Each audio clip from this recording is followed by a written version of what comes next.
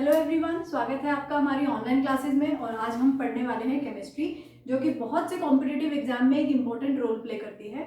जैसे हमारे जितने भी डिफेंस के एंट्रेंस एग्जाम्स हैं, सीडीएस, सीएपीएफ, एफकेट, आईएनईटी, इन सब एग्जाम्स में केमिस्ट्री से काफ़ी अच्छे नंबर ऑफ क्वेश्चंस आते हैं। तो उससे पहले हम जान लेते हैं कि कौन से एग्जाम में कितने नंबर ऑफ क्वेश्चंस आते हैं और किस तरह से उनमें क्वेश्चंस आते हैं। जैसे सीडीएस में हम बात करते हैं, हमारे पास 7 से 8 क्वेश्चंस हमारे केमिस्ट्री में से बनते हैं। ऐसे सीएपीएफ असिस्टेंट कमांडर में 7 to 8 क्वेश्चंस हमारे केमिस्ट्री से बनते हैं। एफकेट और आईएनईटी में हमारे 4 to 5 क्वेश्चंस बनते हैं। इनमें इतना डिफरेंस क्यों है? क्योंकि जितने भी सीडीएस और सीएपीएफ का जो एग्जाम है ये यूपीएससी कंडक्ट कराती है, union public service commission. And AFCAT and INET के जो एग्जाम है वो इंडियन एयरफोर्स बोर्ड और इंडियन नेवी बोर्ड कंडक्ट कराती है।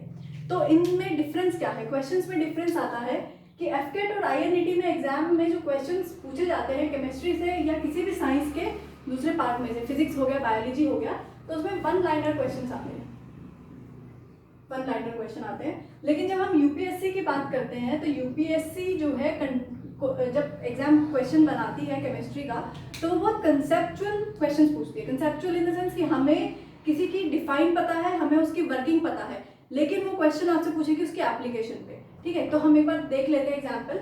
जैसे एफकेट और आईएनईटी में आपसे पूछा जाए कि ऐसा कौन से एलिमेंट्स ऐसे होते हैं जिनका एटॉमिक नंबर सेम होता है लेकिन मास नंबर डिफरेंट होते हैं। ठीक है, तो वो आइसोटॉप्स होते हैं। तो आपके पास 4 ऑप्शंस होंगे, ए, बी, सी और डी। तो एक में से उसमें से एक होगा आइसोटॉप। तो आपको सिर्फ डेफिनेशन पता है या आपको कोई एग्जाम्पल पता है, तो उस बेसिस पे आप आइसोटॉप को टिक करके आएंगे। लेकिन जब आप यूपीएससी में क्वेश्चन पूछा जाता है तो हम इसमें एग्जाम्पल ले लेते हैं इवेपोरेशन का। इवेपोरेशन, तो इवेपोरेशन की हम पहले डिफाइन पढ़ेंगे कि इवेपोरेशन एक्चुअली में होती क्या है। ठीक है, उसके बाद हम उसकी वर्किंग पढ़ेंगे कि किस तरह से होती है। ठीक है, उसके बाद हम उससे रिलेटेड कुछ और पॉइंट्स पढ़ेंगे। तो अब क्वेश्चन आपसे पूछा जाएगा इसकी एप्लीकेशन में। फॉर एग्जाम्पल कि हमें समर्स के टाइम में, गर्मियों के टाइम में स्वेटिंग होती है, पसीना आता है, एंड पसीना आने के बाद हम थोड़ा कूल फील करते हैं। ऐसा क्यों?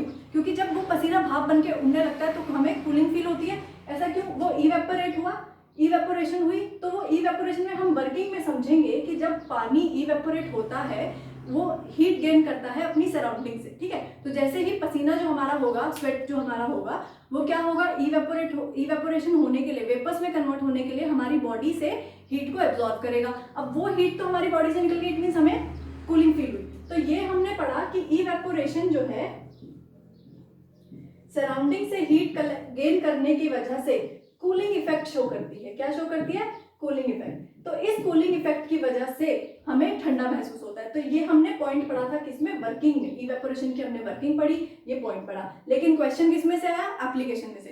तो हमने, यूपीएससी ने हमें क्या बताया कि भाई आप पहले कॉन्सेप्ट को समझो, उसकी वर्किंग समझो, उसकी डेफिनेशन को समझो, एंड देन आप उसको अप्लाई करो अपने सराउंडिंग्स में। ठीक है, तो क्वेश्चन केमिस्ट्री जहां तक है वो आपकी सराउंडिंग से ही है, वो कहीं बाहर से नहीं। क्योंकि बहुत से बच्चे जो हैं डरते हैं इस सब्जेक्ट से, उनको लगता है कि हम साइंस के स्टूडेंट नहीं हैं, हमने साइंस नहीं पढ़ी, तो अब हम ये पढ़ना शुरू करेंगे तो वेस्ट ऑफ टाइम है। ऐसा नहीं है। आप किसी भी सब्जेक्ट को कंसेप्चुअल तरीके से समझे, चाहे आपको उससे पहले उसकी जीरो नॉलेज हो, आप कंसेप्चुअल तरीके से समझेंगे तो वो आपके लिए बहुत हेल्पफुल होगा। एंड हमारे जितने भी लेक्चर्स हैं, चाहे वो केमिस्ट्री, बायोलॉजी और फिजिक्स है, वो बहुत बेसिक तरीके से है। तो जो स्टूडेंट साइंस के नहीं है वो स्टूडेंट्स के लिए ये लेक्चर्स बहुत हेल्पफुल होंगे अगर आप रेगुलर सिस्टमैटिक तरीके से हमारे लेक्चर्स को अटेंड करेंगे। एंड जो साइंस के स्टूडेंट्स थे उनके लिए बहुत अच्छा प्लस पॉइंट हो जाएगा, क्योंकि वो अपनी साइंस में कमांड बहुत अच्छी बना सकेंगे और ज़्यादा अच्छे से। तो जितने भी 7 से 8 क्वेश्चन केमिस्ट्री के हुए, 7 से 8 क्वेश्चन बायोलॉजी के हुए, 10 से 12 क्वेश्चन फिजिक्स के जो आएंगे सीडीएस में,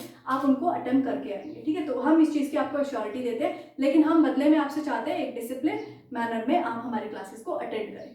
ठीक है, तो अब हम जान लेते हैं। चलिए केमिस्ट्री हम स्टार्ट करते हैं। सबसे पहले मैं आपको थोड़ा सा ओवरव्यू दूंगी चैप्टर का कि हमें चैप्टर में क्या क्या पढ़ना है।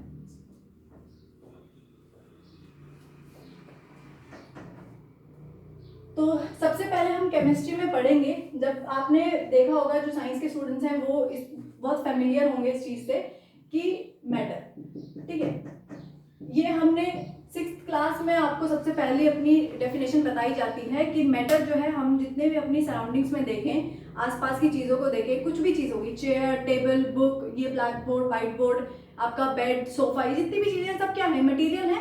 ठीक है, तो पूरा यूनिवर्स जो है वो मटेरियल से बना है, एंड साइंटिस्ट ने, जितने भी जो केमिस्ट थे उन सब ने क्या किया, उसको एक नाम दिया, उस मटेरियल को नाम दिया मैटर। ठीक है, और जो हमारे इंडियन फिलोसफर्स हैं, हमारे इंडियन फिलोसफर्स हैं, वो बोलते हैं कि मैटर जो है 5 चीजों से मिलकर बना है। ठीक है, कौन कौन से, ये चीज आप हमें बताएंगे खुद। जब आप लेक्चर देखेंगे तो आप इस चीज को सर्च करेंगे और हमें बताएंगे, हमें कमेंट करेंगे हमारे व्हाट्सएप उसमें, या अपने डाउट सेशन जब भी होगा उसमें आप हमें इन्फॉर्म करेंगे कि वो 5 चीजें कौन सी थी। इस चीज से हमें पता लगेगा कि आप हमारे लेक्चर्स को ध्यान से देख रहे हैं एंड यू आर इंटरेस्टिंग, आप इंटरेस्टेड हैं उस चीज में। ठीक है, तो हमारे इंडियन फिलोसफर्स ने बोला कि मैटर जो है वो 5 चीजों से बना है। और तो अब हम तो सिंपल से इसकी डेफिनेशन देख लेते हैं कि उन्होंने डेफिनेशन क्या दिया। ठीक है, मैटर वो चीज है जो स्पेस ऑक्यूपाई करती है, ऑक्यूपाइज स्पेस। ठीक है, हैव मास और can be felt by our senses. हम अपनी सेंसेस से उसको फील कर सकते हैं। ठीक है, matter is something that has mass, occupies space, can be felt by our senses and have volume. ठीक है, उसका कोई वॉल्यूम होगा। ठीक है, तो मैटर की हमने डेफिनेशन दी। कोई भी आपसे पूछता है, आप अपनी सराउंडिंग्स को, जब भी आपसे पूछे कि मैटर क्या है, तो आप अपने आसपास की चीजों को देखें कि अच्छा अगर ये चेयर है तो इसका कोई मास है, हाँ है, इसका कोई वॉल्यूम है, हाँ है। ठीक है, हम ये एक जगह पे पड़ी है तो ये उस जगह को ऑक्यूपाई कर रही है, उस स्पेस को ऑक्यूपाई कर रही है, यस वो कर रही है। उसका कोई वॉल्यूम है, हाँ है। तो हमने देखा कि मैटर है, उसकी स्पेस, वो स्पेस ऑक्यूपाई करती है, it has mass, it can be felt by our senses. मैं उसको उठा रही हूँ, मुझे पता लग रहा है कि मैं चेयर को उठा रही हूँ, इट मीन्स मेरी सेंसेस से मैं उस चीज को फील कर सकती हूँ कि ये क्या मैटर है। ठीक है, उसके बाद इट हैज वॉल्यूम। तो अब हम पढ़ेंगे कुछ कैरेक्टरिस्टिक्स। अब मैटर, साइंटिस्ट ने बोला कि मैटर जो है वो भी किसी चीज से बना होगा। ठीक है, तो matter is made up of very tiny particles. Matter is made up of very tiny particles, और इन पार्टिकल्स को हमने बोला एटम। क्या बोला? एटम। तो एटम्स क्या है ये हम अगले लेक्चर में पढ़ेंगे। अभी हम पार्टिकल्स की बात कर लेते हैं कि इन जो मैटर में जो पार्टिकल्स हैं वो क्या है। ठीक है, तो हमने ये डेफिनेशन दी कि matter is made up of tiny particles. अब ये टाइनी पार्टिकल्स जो हैं डिटरमाइन करेंगे कि वो मैटर किस तरह का होगा। ठीक है, तो these tiny particles, in tiny particles की कैरेक्टरिस्टिक्स कुछ ऐसी होंगी कि जिससे हमें पता लगेगा कि मैटर जो है वो एक तरह का नहीं है, वो कई तरह के हैं। ठीक है, तो हमने पहली बात करी कि जो मैटर्स हैं, matter is made up of tiny particles. ठीक है, सेकेंड पॉइंट, दीज पार्टिकल्स, अब ये जो पार्टिकल्स हैं, these particles have space between them, have space between them. In particles के बीच में, ये जो छोटे छोटे पार्टिकल्स हैं, इन पार्टिकल्स के बीच में स्पेस है। हम इसका एग्जांपल लेते हैं, ये मैटर है, छोटे छोटे पार्टिकल्स से मिलकर बना हुआ है। अब आप देखेंगे कि इन पार्टिकल्स के बीच में छोटा छोटा स्पेस है। अब ये जो स्पेस है, इस स्पेस को हम बोलते हैं इंटरमॉलिक्यूलर स्पेस। ठीक है, क्या बोलते हैं? Is known as intermolecular space. ठीक है, दो पार्टिकल्स के बीच में, इंटर मीन्स पार्टिकल, दो पार्टिकल्स के बीच में क्या है? स्पेस है। तो मॉलिक्यूल भी बोलेंगे, atom and molecule. Inter particle space हो गया, इंटर मॉलिक्यूलर स्पेस हो गया, हम कुछ भी बोल सकते हैं। ठीक है, third point, these particles attract each other. ठीक है, these particle attract each other, और इसको बोला जाता है inter molecular force of attraction. ठीक है, इसका मतलब ये है कि दो पार्टिकल्स आपस में एक दूसरे को अट्रैक्ट करेंगे। ठीक है, कोई भी दो पार्टिकल्स हैं वो आपस में एक दूसरे को क्या करेंगे? अट्रैक्ट करेंगे, हर डायरेक्शन में अट्रैक्ट करेंगे। ठीक है, तो हमने पहली चीज पढ़ी कि matter is made up of tiny particles, जिसको हम एटम और मॉलिक्यूल बोलते हैं। These particles have space between them and is known as intermolecular space. अब these particles attract each other, अब ये दोनों पार्टिकल्स आपस में एक दूसरे को अट्रैक्ट करेंगे, दूसरे को होल्ड करके रखेंगे आपस में। ठीक है, तो उसको हम बोलते हैं intermolecular attraction. Forces of attraction. ठीक है, फोर्थ पॉइंट हमारा आता है कि ये जो पार्टिकल्स हैं they are continuously moving, these particles are continuously moving. तो हमारा जो फोर्थ पॉइंट है, दीज पार्टिकल्स आर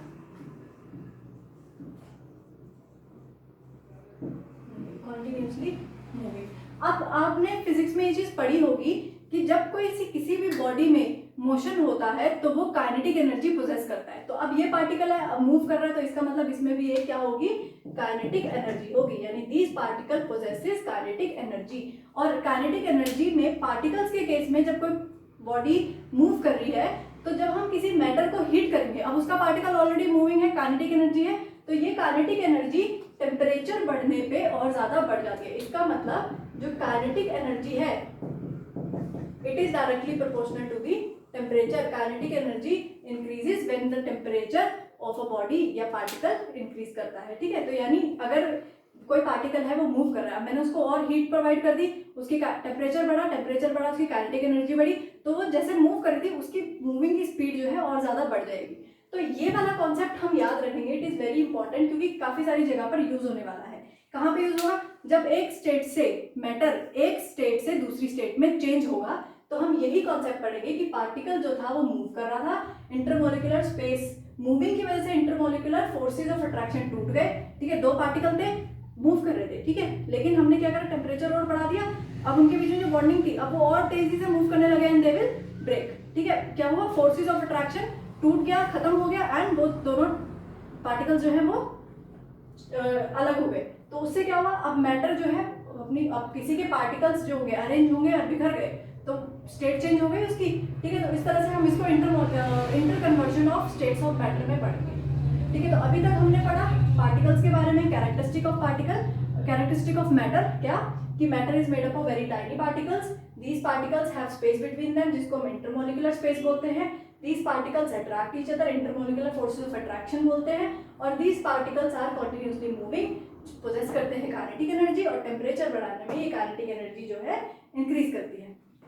ठीक है, अब एक पॉइंट इसमें हम और ऐड करते हैं कि इंटरमोलिकुलर स्पेस और इंटरमोलिकुलर फोर्सेज ऑफ अट्रैक्शन जितने ज्यादा होंगे उतनी ही ज्यादा उसका मेल्टिंग पॉइंट होगा और उतना ही ज्यादा उसका बॉइलिंग पॉइंट होगा। ठीक है, मेल्टिंग पॉइंट और बॉइलिंग पॉइंट उतना ज्यादा होगा। ठीक है, फोर्सेज ऑफ अट्रैक्शन जितने ज्यादा होंगे, तो अब क्या है कि मान लो दो दोस्त हैं, दोनों दोस्त आपस में बहुत अच्छी बॉन्डिंग है, तो आप उन दोनों दोस्तों को अलग नहीं कर सकते, है ना।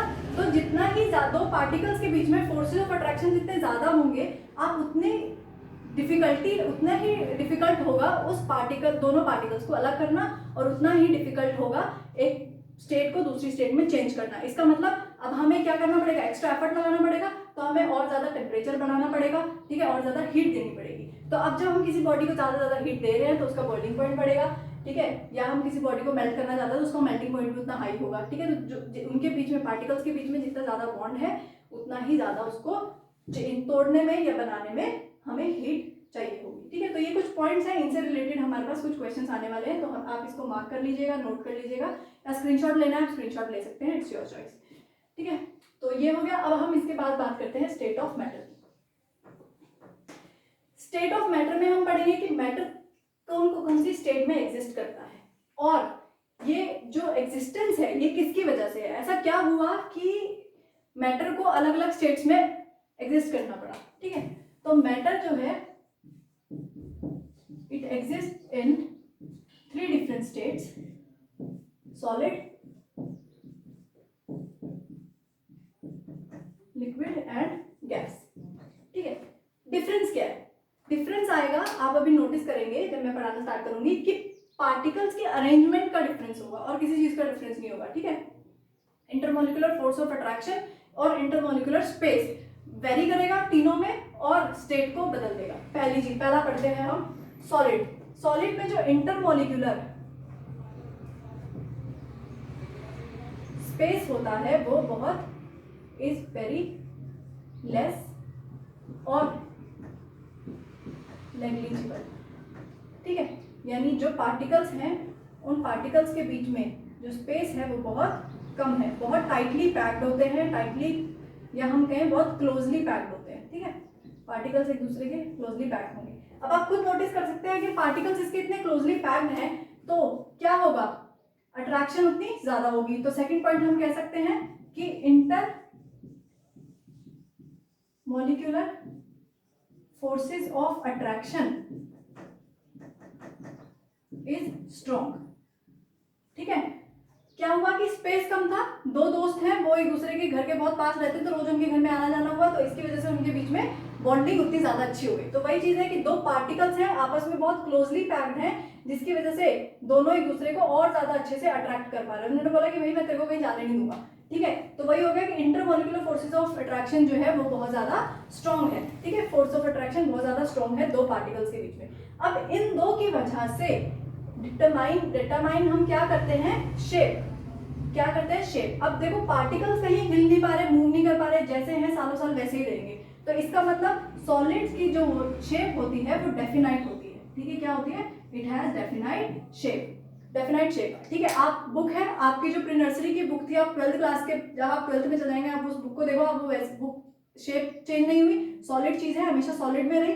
वही चीज है कि इंटरमॉलिक्यूलर स्पेस खत्म था, कोई जगह नहीं थी पार्टिकल्स को कहीं और जाने की। इंटरमॉलिक्यूलर फोर्सेस ऑफ अट्रैक्शन इतने स्ट्रॉन्ग थे कि वो एक दूसरे से अलग नहीं हुए। तो इसका मतलब उसकी शेप थी जो हमेशा एक जैसी रही। It has definite shape. Definite shape है, डेफिनाइट वॉल्यूम है।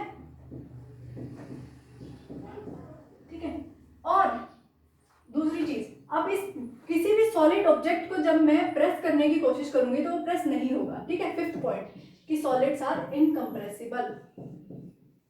Solids are incompressible. आप किसी भी सॉलिड चीज को कंप्रेस करके देखिए, ठीक है, आपकी बुक है आप उसको कंप्रेस कर सकते हैं, वो एज इट इज रहेगी। ठीक है, तो सॉलिड्स आर इनकम्प्रेसिबल या हम बोले रिजिड। ठीक है, और हाई डेंसिटी होती है उनकी।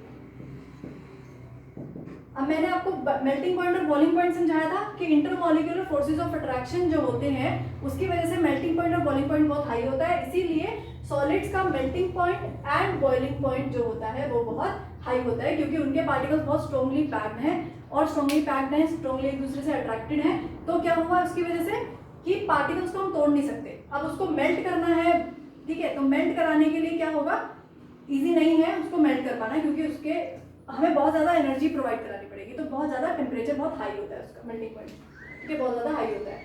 अब उसके बाद अब एक क्वेश्चन बनता है, मैंने आपको बोला कि सॉलिड्स आर इनकम्प्रेसिबल, ये पॉइंट है आपने मार्क कर लिया, आपने याद रखा कि भाई सॉलिड जो होता है वो इनकम्प्रेसिबल होता है। लेकिन हम एक एक्सेप्शन केस ले लेते हैं, हम बात करते हैं स्पंज की। ठीक है, स्पंज देखा होगा आपने, फॉर्म जैसी एक चीज होती है। अब वो सॉलिड है और मैंने बोला, भाई मैम ने बताया था सॉलिड्स आर इनकम्प्रेसिबल, तो स्पंज कंप्रेस कैसे हो जाता है, मैं दबाती हूँ उसको इकट्ठा हो जाता है फिर वापस खुल जाता है। ठीक है ना, लेकिन कैटेगरी कौन सी कैटेगरी में आता है, सॉलिड्स की कैटेगरी में आता है। तो ये एक एक्सेप्शन है। ऐसा क्यों कि स्पंज जो होते हैं उसके अंदर छोटे छोटे टाइनी क्या होते हैं, पोर्स होते हैं। पोर्स बोले, होल बोले, ठीक है, छोटे छोटे होल्स होते हैं, पोर्स होते हैं। ये छोटे छोटे पोर्स जो है एयर को ट्रैप करते हैं, क्या करते हैं, एयर को ट्रैप करके रखते हैं। ठीक है, अब जैसे ही मैंने इसको कंप्रेस किया, इस पे प्रेशर लगाया, इसको कंप्रेस करने की कोशिश की, तो अब ये कंप्रेस हो गया। तो कंप्रेशन क्यों हुआ, क्योंकि इन पोर्स में से जो ये एयर ट्रैप थी ये बाहर निकल गई। ठीक है, अब जैसे ही मैं इसको वापस इस पे फोर्स अपना हटाऊंगी, प्रेशर रिमूव करूंगी, तो वापस अपनी फॉर्म में आ जाएगा। ठीक है, तो ये एक एक्सेप्शनल केस है कि क्यों स्पंज सॉलिड होते हुए भी कंप्रेसिबल है। ठीक है, तो हम ये कह सकते हैं कि solids are incompressible but sponge is compressible because उसमें छोटे छोटे पोर्स होते हैं। उन पोर्स की वजह से उसमें एयर ट्रैप हो जाती है, जैसे ही हम उसको प्रेस करेंगे वो एयर जो है वो क्या होगी, रिलीव हो जाएगी, बाहर निकल जाएगी, उसको बाहर निकालेगा एंड देन क्या होगा, जैसे ही हम उसमें से कंप्रेशन अपना प्रेशर रिमूव करेंगे वापस स्पंज जो है अपनी शेप में आ जाएगा। ठीक है, तो ये एक एक्सेप्शन है। तो क्वेश्चन इसी तरह से पूछा जाता है। मैंने पॉइंट याद करा, मैं अब पॉइंट याद करके चले जाऊंगी कि भैया सॉलिड जो होता है इनकम्प्रेसिबल होता है, लेकिन मैंने इसकी एप्लीकेशन याद नहीं करी है ना, एक्सेप्शन केसेस याद नहीं करे, तो उस चीज में हम क्वेश्चन फंस जाते हैं। फिर हमें लगता है कि क्वेश्चन यार बाहर से आया, ऐसा नहीं होता। क्वेश्चन आता है आपके कॉन्टेक्स्ट में से, बस आपको देखना है उसमें कॉन्सेप्ट कौन सा लगा है। ठीक है, तो अगली हम बात करते हैं लिक्विड स्टेट की।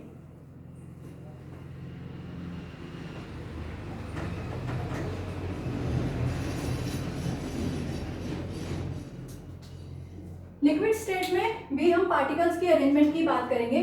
सबसे पहले लिक्विड स्टेट में जो इंटरमॉलिक्यूलर स्पेस होता है वो ज़्यादा होता है as compare two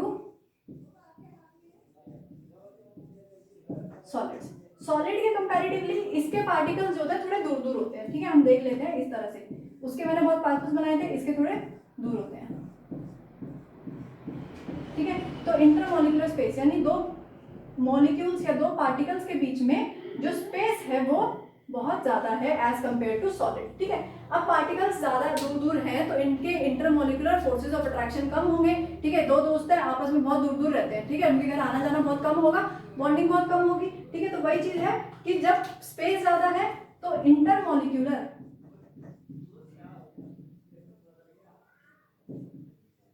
forces of attraction जो है वो क्या होगी, इज लेस, ठीक है। तो दोनों को हम याद रखेंगे कि सॉलिड में स्पेस कम होता है, बॉन्डिंग स्ट्रांग होती है, ठीक है। लिक्विड में स्पेस ज्यादा होता है, बॉन्डिंग कम होती है, ठीक है। उसके बाद अब ये दोनों की वजह से क्या हुआ, अब इसकी कोई डेफिनेट शेप नहीं है। थर्ड पॉइंट क्या आ जाएगा इसका, कि it has no definite shape, या हम बोले कि it takes the shape of container. जिस भी कंटेनर में हम लिक्विड को रखेंगे उस कंटेनर की वो शेप गेन करेगा, ठीक है। जैसे मान लो मैंने इसको इस बाउल में रखा तो इस बाउल शेप का आ गया, ठीक है, पानी, ठीक है, किसी भी चीज में। और हम ये चीज हमेशा याद रखेंगे कि लिक्विड को आप किसी भी तरह के किसी भी शेप के कंटेनर में रखो, वो उसकी शेप तो ले लेता है, लेकिन जो उसका सबसे ऊपर की सतह होती है, सरफेस होता है, वो हमेशा क्या रहेगी, प्लेनर रहेगी। किसी भी तरह के आप कंटेनर में उसको लीजिए, ठीक है, बेशक ये शेप उसने उस कंटेनर की वो कर ली, एक्वायर कर ली, लेकिन क्या हुआ कि ये जो सरफेस है ये हमेशा क्या रहा, प्लेनर रहा, ठीक है। ये चीज आप याद रखेंगे, ऑब्जर्व करिए, आप कभी किसी भी चीज में देखेंगे तो आप ये चीज ऑब्जर्व करेंगे। फोर्थ पॉइंट, अब मैंने कंप्रेसिबिलिटी की बात की थी, सॉलिड्स की कंप्रेसिबिलिटी बिल्कुल जीरो होती है, लेकिन इसमें स्पेस ज्यादा है तो मैं लिक्विड को कंप्रेस कर सकती हूँ, ठीक है, लिक्विड्स आर कंप्रेसिबल, ठीक है। उसके बाद इसकी डेंसिटी इतनी ज्यादा नहीं होती एज कंपेयर टू सॉलिड्स, ठीक है।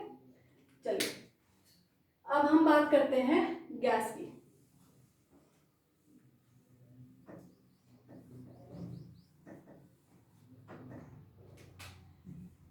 तो गैस में भी हम इंटरमॉलिक्यूलर स्पेस की जब हम बात करेंगे तो इंटरमॉलिक्यूलर स्पेस इसमें बहुत ज्यादा होता है, इज वेरी हाई, ठीक है। सॉलिड और लिक्विड से भी सबसे ज्यादा, ठीक है। इसके जो पार्टिकल्स होते हैं वो बहुत बहुत ज्यादा दूर दूर होते हैं, ठीक है, बहुत ज्यादा दूर होते हैं। अब डिस्टेंस जो होता है पार्टिकल्स के बीच में बहुत ज्यादा होता है। अब पार्टिकल्स के बीच में डिस्टेंस ज्यादा है तो इंटरमॉलिक्यूलर फोर्स ऑफ अट्रैक्शन जो होगा बहुत कम होगा, इज वेरी वीक, ठीक है। Forces of attraction is very weak. तो अब इस फोर्सेस ऑफ अट्रैक्शन वीक है, स्पेस बहुत ज्यादा है, तो हम क्या कर सकते हैं, इसको कंप्रेस कर सकते हैं। क्या कर सकते हैं, कंप्रेस कर सकते हैं। एक बहुत सिंपल सा एग्जांपल है हमारी डेली लाइफ का, एलपीजी। आप खुद सोचिए कि एलपीजी एक गैस है, ठीक है, हम गैस यूज करते हैं अपने किचन में, तो वो एक गैस है, लेकिन हम उसको, जब मैंने बोला कि यार इतना ज्यादा स्पेस है उसमें और उसके पार्टिकल्स इतने वीक हैं, तो और पार्टिकल्स बहुत दूर दूर हैं, तो एक छोटे से कंटेनर में हमने उसको ट्रैप कैसे कर लिया। हम कितने केजीज ऑफ गैस को स्टोर कर पाते हैं एक छोटे से साइज के सिलेंडर में, ऐसा क्यों होता है, ठीक है। इसके पीछे एक प्रिंसिपल है, देख लेते हैं, ठीक है।